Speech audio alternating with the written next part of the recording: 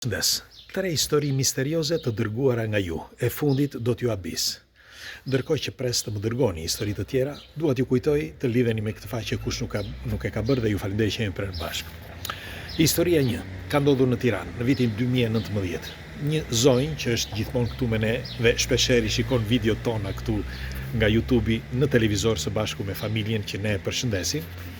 Ishte vetëm në shtëpi, burri i saj kthehej vonë, kthehej pas orës 12 natës. Dhe ajo si gjithmonë e priste, ishte aty, fëmijët ishin nga dhoma tjetër, thot ajo. Dhe kishte përgatitur çdo gjë, darkën, çdo gjë, dhe ishte pothuaj gati, isha në divan, tha, isha ulur. Ndërkohë tha bie Zilja, u mendova tha se ishte burrim që u kthye shpejt nga puna. Por jo, tha. Hap derën, tha, kur shikoi tha një gjigant. Vërtet, një njeri tha vërtet gjigant, kishte mbuluar pothuajse gjithë derën. Me një fjalë mua, tha, më duhej që të përkulesha që ta shihja, njëkohësisht ashtu bëri dhe ai, tha. Ul që të më shikonte, por sytë e tij, tha, dukeshin sikur nuk ishin njerëzor. Këtë që po ju tregoj, tha, është eksaktësisht kështu, tha, dhe thot ajo, dhe unë nuk është se pse duhet gënjej. Zonja thot që mund të ketë qenë rreth 2,20 m ose 2,30 i gjatë, sepse te kalonte derën, tha, shumë. Ajo zonjë jeton në një apartament dhe në korridor, tha, nuk kishte asnjë. Kishte dritë, tha, po nuk kishte asnjë.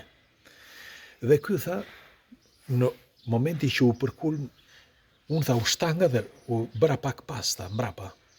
Ai më tha, më falni zonjë, ju trëmba, por mënyrën se si foli, ishte, tha, ngjetse. Unë u rrëngjeth, tha, sinqerisht. Dhe në këtë moment, tha, duke parë, tha, jeni vetëm në shtëpi? Unë, tha, nuk e di pse, tha, dhe i thash po, tha, dhe nuk e kuptoj, tha, që pse duhet i thoshja, pse duhet i ktheja përgjigje, unë duhet mbyllja derën. Por, tha, në atë moment, ai teksa po shikonte pas meje, sikur pa diçka, tha, sepse ai në fillim, tha, donte sikur të futej brenda, ose të bënte një gjest, ose të më kapte me dorë, nuk e di. Por, tha, në moment aty, tha, sa tha, që je vetëm, dhe shikoj, tha, pa diçka pas meje. Nuk e di çfarë ishte, tha, por pa diçka pas meje, dhe unë ktheva kokën të shihja se çfarë ishte. Kur ktheva kokën, tha, dhe u ktheva dhe njerë, tha, andej, tha, ai, tha, ishte sprapsur, me fjalë 2 metra, me fjalë, po thuaj 2 hapa pas.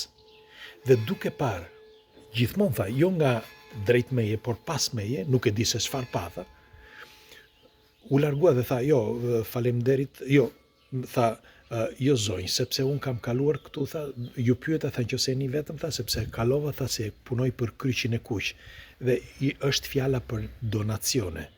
Por prap, tha, ai nuk qëndroi. Në qoftë se do të ishte fjalë për donacione, tha, ai duhet të qëndronte që ti thoshja kam apo s'kam që t'jepja.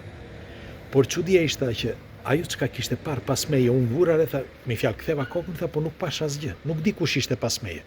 Ndoshta ndonjë energji, ndoshta ndonjë ëngjëll, nuk e di. Por ai, tha, u largua, hiku, than, ishte një fjalë u zhduk në errësirë, sepse në një aty, tha, përpara hyrjes son, tha, me në korridor, tha, kishte dritë, po mëtej, tha, nuk kishte më dritë. Nuk e pash më, tha. Nuk e pash më, tha, dhe nuk u kthye më. Nuk e kisha parë më përpara dhe nuk e di, tha, se kush ishte dhe çfarë donte. Se në fundit, tha, nëse do të ishte diçka që kërkonte një donacion, ai do të priste përgjigjen time, por nuk priti përgjigjen time dhe iku. Kjo, thot ajo, është gjëja më e çuditshme që më ka ndodhur në jetën time. Dhe unë e them, e flas akoma sot me tim shoq, sepse kur erdhi im shoq, tha, ai fillimisht ta qeshte, por pastaj, tha, kur ja tregova dhe fillova, tha, se sa më shumë kalonte koha, dhe aq më shumë isha e trembur. Se fillimisht, tha, nuk e di pse, nuk isha aq e trembur. Por me kalimin e kohës u trema kaq shumë, tha, sa nuk dua të flas më për këtë. Dhe sot, tha, po e tregoj. Pra kjo ishte historia 1. Tani do t'ju tregoj historinë 2. Gjithmonë një grua shqiptare që nuk jeton në Shqipëri, jeton jashtë, shikon ëndra të çuditshme. Shpeshherë bën ëndra, por jo kaq reale. Dhe çfarë i ndodhi një mbrëmje? Një natë në ëndër, kjo, pa një zotëri, një djalë të ri, shumë king. Mirë po, kësaj nuk i pëlqejnë mulatët, dhe ky është një mulat, që është e vërteta. Në ëndër, u tmerrua pas këtij. Me fjalë, i pëlqeu kaq shumë sepse e tërhiqte kaq shumë. Një mulat që ky ishte i veshur mirë, me kostum, me kravat, dhe ishte jashtë një pubi, pra një lokali. Dhe i thot kësaj, unë të njoh ty, i thot ai.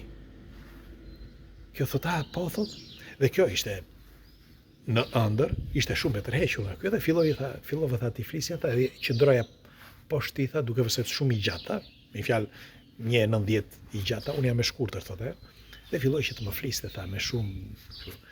Patëm, tha, një moment, tha, intim, si mund të quhet, tha, ato ledhatimit që ai më bënde në fytyrë, tha, dhe çdo gjë kështu. E përsëris dhe njerë, tha, jam gruaja e martuar, nuk më intereson, tha, që kem lidhje me njerëz, sepse në jetë reale, tha, jam shumë serioze, kam 3 fëmijë dhe nuk kam problem fare, tha, për këtë, tha, e dashuroj burrin tim, thot, marrëzisht, por kjo është ajo që më ka ndodhur. Si përfundim, më tha, mere këtë kartën e vizitës, tha, dhe më thuaj, tha, në qoftë se do tha që të takohemi.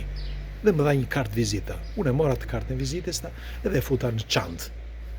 Por nuk e hapa. Dhe ai, tha, më tha emër mbi emër. Në kartën e vizitës kishte një email, tha, që nuk i kushtova shumë rëndësi aty për aty. Por ai më tha emër mbi emër. Dhe tha që jam futbollist. Tani, tha, mbaroj aty, tha, jo ëndër, tha, unë nuk i kushtova shumë rëndësi, tha, por një ditë tjetër, tha, me fjalë një natë tjetër, pash një ëndër tjetër, të njëjti njeri, por diku tjetër, dhe më tha, pse nuk më kontaktove, unë të thash. U shokova, tha, kaq shumë, sa që isha ujë në djersa kur u ngrita nga gjumi, ishte ora 4:30 mëngjesit, u ngrita, tha, dhe isha e shokuar, sepse, tha, e lidha ëndrën, tha, me atë ëndrën që kisha parë më përpara, tha, dhe që nuk e kisha kontaktuar. Dhe më bëri përshtypje që, tha, ti tamam si një jetë normale, tha. Pse nuk më ke marrë në telefon, pse nuk më telefonove, pse nuk më shkruajte? I tha, jo më telefonove. Dhe kështu, si përfundim, tha, futem në kompjuter. Aty, tha, ku isha në punë, sepse punon në një zyrë, zonja, u futa në kompjuter dhe çfarë bëra, tha? Shkova, tha, që të shkruaja emailin. Dhe në email, tha, kisha shkruar, tha, që shiko, pash një ëndër të çuditshme dhe doja thjesht të shkruaja 2 fjalë, sepse më duket absurde, një gjë e tillë. Por, tha, kur shkova që të vendosja emaili, tha, ishte vërtet eksakt. E keni parasysh kur çon tek Google, te Gmaili, vetë shkruan emailin dhe të tregon nëse është i vërtet ose jo emaili, nëse ekziston në database. Dhe çudia ishte që ishte eksakt. Unë se dija. Si mund ta dija unë emailin atij? Atëherë, tha, nuk i shkruajta nga emaili im, tha. Hapa një email kod fare, tha, dhe i shkruajta atij, tha. Nuk mu përgjigj, tha. Nuk mu përgjigj, tha, sepse, por, tha, njeriu është i sakt. Emër mbi emër, është futbollista, dhe unë nuk di ta shpjegoj, sepse si mundet që një futbollist, për shembull, me të njëjtat karakteristika, fytyra njësoj, me fjalë, mënyra e të folurit, të thotë në ëndër, më kontakto, si është e mundur. Dhe pata shumë frikë, tha, sepse më duke sikur po flisja me djallin, thoshte kjo. Dhe kjo është historia 2. Tani do të tregoj historinë e tretë, një zotëri, një shoku ynë që gjendet këtu mes nesh. Tani është i moshuar, por kur ka qenë i ri, i ka ndodhur një fakt i çuditshëm. Kam treguar një pjesë të kësaj, por do t'ja u them tani. Ishte shumë i ri dhe punonte në atë kohë punonte, ishte kohë vere, punonte në misra, mblidhnin kallinj misrash. Kallinjt e misra janë të mëdhenj, e dini. Dhe fëmija e tij, djalin e tij, e merrte shpeshherë, se ishte i vogël, ishte 5 vjeç atëre, e mirte që të rinin bashkë, jo se ndihmonte. Por ky djal i ri, pra fëmija 5 vjeç, thoshte që mundoj që t'i ndihmonte, sepse e tregon, ma ka treguar dhe vetë djali, para disa viteve. Dhe teksa po mblidhin kallinj misri, dëgjon një zhurmë mes misrit. Dhe tha, kush e di çfarë, dohet në njëri, tha, ishte kod dreke, dhe ata po hanin drek. Keni parasysh kur të gjithë uleshin, ndoshta ju jo të rinj, por ne që ishim të atyre viteve, kur pasi mblidhin kallinj deri nga ora 12, pastaj uleshin deri në orën 1, që thanim drekën. Dhe të gjithë uleshim, ishte shumë qetë në atë moment, sepse askush nuk përinte, nuk futej në për misër. Të gjithë ishin ullur ose shtrirë, disa edhe flinin gjysmore. Dhe ishte një moment që ishte shumë i qetë. Pra, në qoftë se do lëvizte diçka brenda kallinjve të misrit ose brenda misrit, do të dëgjoj nga larg. Dhe dëgjuan një zhurmë. Ishte pak më tej zhurmë. Dhe ishte një kënd, një cep i prerë, sepse bënin disa, si mund të quhen, disa rrugë brenda misrit që të vendosnin thasët me kallinj. Dhe ishte një kënd ky. Këta ishin nga ana këtej dhe nga ana tjetër nuk shihej gjë, sepse ishte komplet me misë, po ishte ajo rruga në mes. Dhe ky u ngrit, së bashku me djali i vajti pas këtij. Dhe shkoi të shikonte se mos kishte ndonjë që vidhte misë, se zakonisht në atë kohë vidhnin thasët me misra, që ta dini. Dhe kështu që ky kishte frikë. Kur sapo doli tek cepi, përballë tyre, pra ai së bashku me të birin, një qenie. Nuk po themi një njeri, jo. Ai e tregon si një qenie jeshil. Jeshil, me një fjalë, trup si kur ta kishte trupin me luspa, sy të mëdhenj, kokë të madhe, dhe ishte i gjatë, po thuaj sa një njeri. Pak më i shkurtër, por po thuaj se sa një njeri. Pra, njësoj si ato specie që ne shohim që na i tregojnë nëpër filma.